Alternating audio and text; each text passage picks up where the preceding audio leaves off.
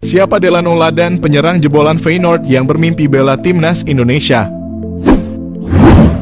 Pemain keturunan Indonesia, Delano Ladan menunjukkan hasratnya yang kuat untuk membela timnas Indonesia. Ladan bahkan mengambil inisiatif dengan mengirim pesan langsung melalui Instagram kepada Ketua Umum PSSI, Erick Thohir. Isu mengenai minat Ladan untuk dinaturalisasi pertama kali mencuat melalui akun Instagram @footballindonesia. Meski begitu, respons Ladan masih simpang siur. Namun kini keinginannya untuk bermain bersama timnas Indonesia bukan hanya sebatas rumor. Pemain berusia 22 tahun ini telah menyatakan minatnya untuk dinaturalisasi yang dia sampaikan melalui pesan langsung kepada Erick Thohir. Ladan bahkan meminta Erick agar segera merespons pesan tersebut. Ladan memiliki akar kebangsaan Indonesia melalui keturunan dari kakeknya. Dia merupakan produk akademi klub elit Belanda, Feyenoord Rotterdam, dan telah bermain untuk beberapa klub lain di Belanda sebelum bergabung dengan TOP Os di Liga 2 Belanda. Meskipun bermain untuk klub yang berada di peringkat bawah klasemen, pemain yang berposisi sebagai penyerang itu telah mencetak 1 gol dalam 9 penampilannya bersama TOP Os. Selain berkompetisi secara teratur di level klub, Ladan juga memiliki pengalaman membela timnas Belanda dalam kelompok umur. Pemain berusia 23 tahun itu tercatat memulai karier sepak bolanya di Akademi Feyenoord pada 2006 hingga 2011 lalu. Ia menyeberang ke sejumlah tim seperti HA Glandia dan terakhir ADO Den Haag. Karier profesionalnya pun dimulai di ADO Den Haag, namun ia hanya 4 kali bermain di tim tersebut tanpa catatan gol. Ladan lantas dipinjamkan ke TOP Os lalu diangkut secara gratis oleh SC Cambuur. Di sana pemain kelahiran 9 Februari 2000 itu sempat mengemas 4 gol dan 2 assist dari 26 penampilan. Sayangnya Ladan dilepas setelah kontraknya berakhir. Ia kembali ke Feyenoord dan memperkuat tim U21 hingga direkrut lagi oleh TOP Os kali ini secara permanen. Shin Tae-yong kembali membuat geger Korea. Diam-diam tengah siapkan kejutan untuk timnas Indonesia. Seperti yang diketahui, Shin Tae-yong baru saja memperbarui kontraknya sebagai pelatih timnas Indonesia sampai 3 tahun ke depan. PSSI sebelumnya memang telah menjanjikan kontrak baru bagi Shin Tae-yong apabila bawa timnas Indonesia senior maupun U23 mencapai target di Piala Asia. Kabar ini didapatkan dari salah satu akun sosial media, Instagram @liputanbola. Timnas dalam unggahan itu mengabarkan Coach Shin Tae-yong membuat kejutan besar untuk timnas Indonesia. Sang juru taktik timnas Indonesia ini tengah mempersiapkan kejutan besar untuk timnas. Sontak dirinya pun disorot oleh media Korea Selatan yang bertuliskan begini. Dari akun Instagram @liputanbola. Timnas media Korea Sports Chosun mengungkapkan kalau Shin Tae-yong sedang mempersiapkan generasi 2.0, yaitu generasi emas sepak bola Indonesia yang diharapkan bisa berprestasi di masa depan. Apakah ini benar? Kita lihat perkembangan sang juru taktik Coach Shin Tae-yong.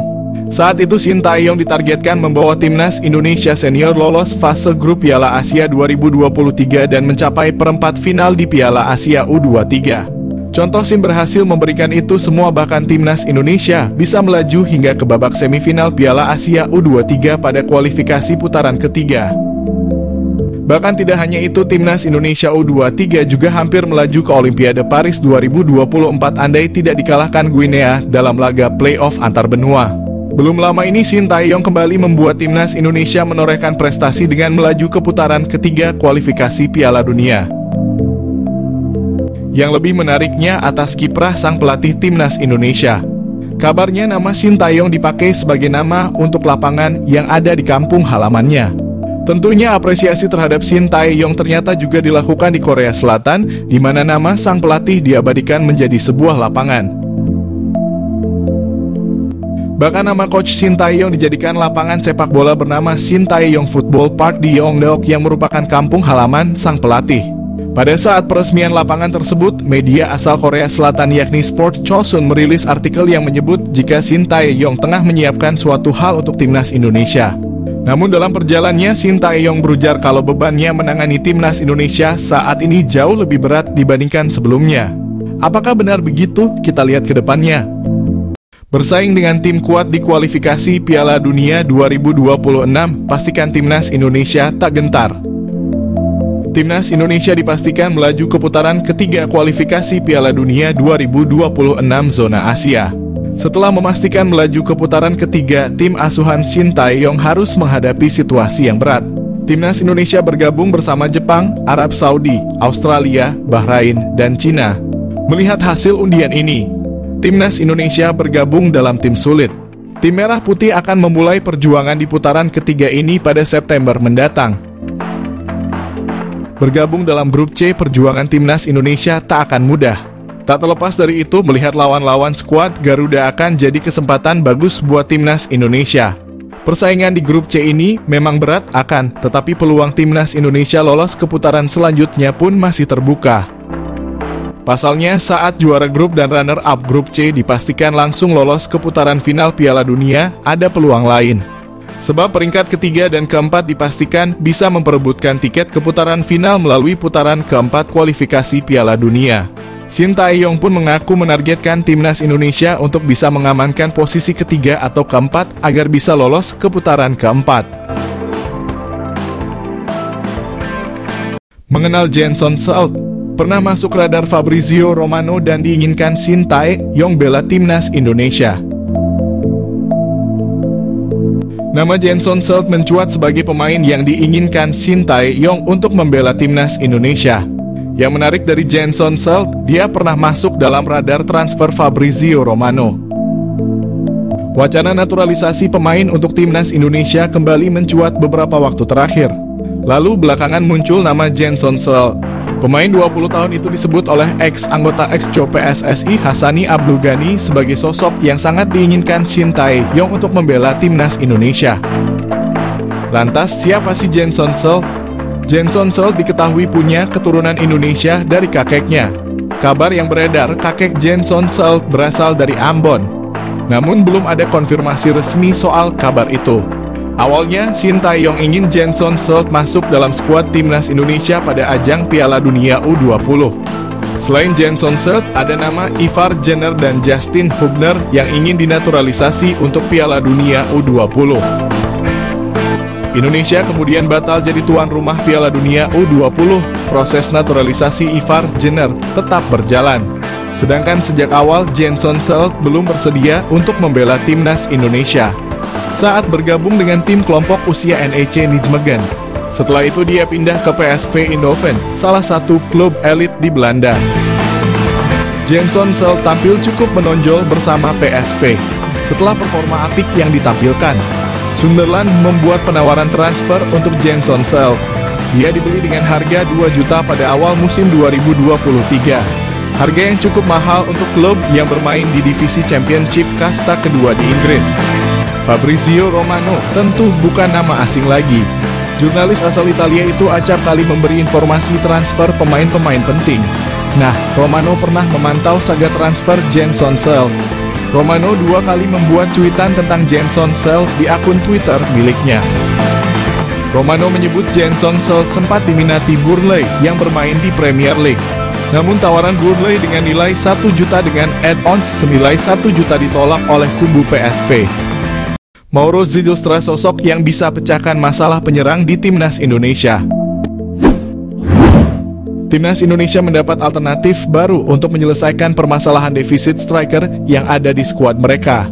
Alternatif ini ada di sosok Mauro Zilstra.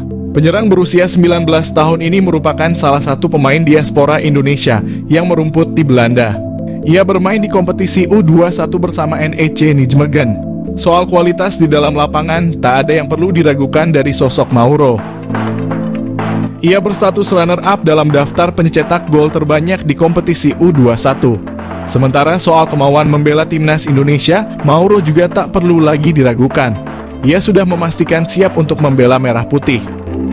Mauro lahir pada 9 November 2004 lalu. Ia lahir dari keluarga campuran. Ayahnya memiliki darah Indonesia. Darah Indonesia ini hadir dari sang ibu nenek Mauro yang berasal dari Bandung. Sementara ibu Mauro berasal dari Belanda. Bagi Mauro, sosok keluarga ini sangat berpengaruh terhadap karier sepak bolanya. Terutama sang ayah selalu memberi saran agar karier sepak bola Mauro terus berkembang. Tak hanya itu, keluarga Mauro selalu membantunya untuk meretas karier di lapangan hijau termasuk mengantarnya berlatih. Karier sepak bola Mauro dimulai ketika bergabung dengan AZ Alkmaar pada 2011 lalu. Tak lama ia kemudian pindah ke tim muda AFC Amsterdam. Bersama AFC Amsterdam, Mauro menempuh tiap jenjang usia. Namun semusim bermain di tim U18A ia meninggalkan AFC Amsterdam dan hengkang ke NEC Nijmegen U21. Saat berseragam NEC U21, Mauro kian matang. Ia merupakan salah satu andalan tim tersebut. Terbukti sepanjang musim ini, ia bermain dalam 19 laga kompetisi U21. Mauro sendiri memang sangat layak menjadi andalan timnya. Pemain bertinggi 188 cm ini dikenal sebagai salah satu pendulang gol ulung. Dalam 19 pertandingan tersebut, Mauro mencetak 9 gol. Selain itu, ia juga mencatatkan 1 assist. Mauro sendiri memiliki modal apik untuk menjadi pendulang gol andal. Selain memiliki postur menjulang yang membuatnya jagoan dalam berduel udara, ia juga memiliki kemampuan dribble yang bagus, tembakan akurat, dan kepiawaian dalam mencari posisi. Dengan modal seperti ini, mengawal sosok Mauro bakal menjadi tugas berat bagi barisan pertahanan lawan. Tak hanya kemampuan teknis, Mauro juga punya kualitas mental jempolan. Ia tak takut untuk mengambil risiko. Tak hanya ditunjukkan di lapangan hijau, keberanian Mauro mengambil risiko tersebut juga ditunjukkannya dalam mengambil keputusannya dalam mengambil jalan karier. Mauro berani meninggalkan zona nyamannya di NEC Nijmegen. Ia meninggalkan klub tersebut dan bergabung dengan Volendam. Semua ini dilakukannya agar mendapat kesempatan bisa melakoni debut di tim senior. Berbicara soal kesempatan, saat ini Mauro sedang menanti kesempatan memperkuat timnas Indonesia. Ia mengaku tak sabar untuk menjadi bagian dari skuad Garuda. Menurut Mauro, ia sudah sempat berkomunikasi dengan perwakilan PSSI yang menyebut bahwa ia merupakan salah satu bidikan untuk mengisi posisi penyerang skuad Garuda. Namun sejauh ini belum ada kabar lanjutan. Namun kondisi ini tak membuat Mauro patah arang. Ia berpikir positif dan berusaha untuk terus meningkatkan level permainannya.